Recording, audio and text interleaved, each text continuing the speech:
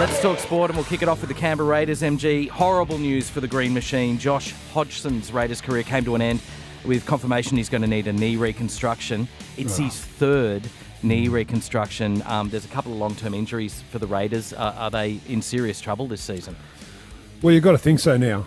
Josh Hodgson, poor bugger, his third ACL reconstruction, which basically ends his career at the Raiders, where he's been fantastic for them whilst being there. But Jamal Fogarty, who went to the Canberra Raiders from the Titans in the off-season as one of their major signings, is also out till around 14 or 15 with a knee injury. So when you lose your hooker and you lose your halfback, who have been training with you all off-season, it's peril.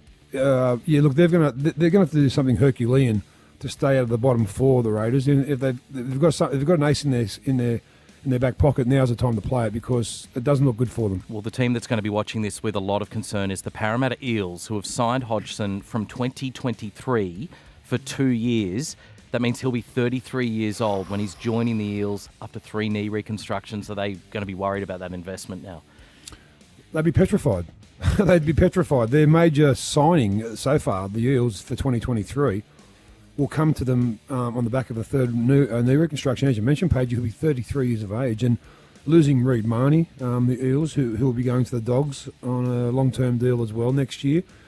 They'd be petrified because that's a big blow to the Eels. Now they're going to have to start thinking, the Eels right now, about a contingent plan. Who can they get that can back up Josh Hodgson in the meantime, because that's a major blow for the Eels as well as the Raiders.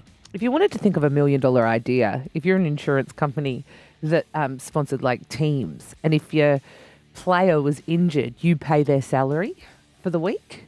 Oh, like sort of just injury insurance. They're like Allianz, but is there such a thing? They get paid. They still get paid. Oh, yeah, but the club gets paid, so it's not a liability on the club. That's just bad luck, unfortunately.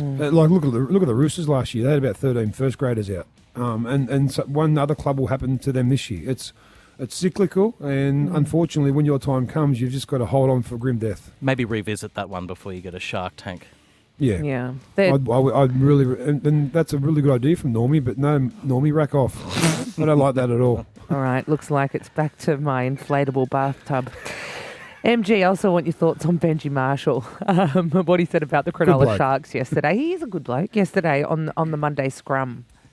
The Sharks are the real deal. A few question marks over, obviously, Nicho Hines hasn't played 7. Craig Fitzgibbon coaching for the first time as head coach. What I saw on the weekend against Parramatta, they were almost dead and buried with a minute to go. To pull that out, I thought that was one of Matt Moylan's best games. And then Nicho Hines to ice that kick at the end. I'm just going to say it. They're the real deal. Top 4 for the Sharks? Potentially. Ooh. Yeah, look, you've got to like what you see. A lot of so-called, or not so-called, but a lot of experts in the off-season have said that the Sharkies will make the top 8. I believe they'll make the top 8. Top 4, who knows?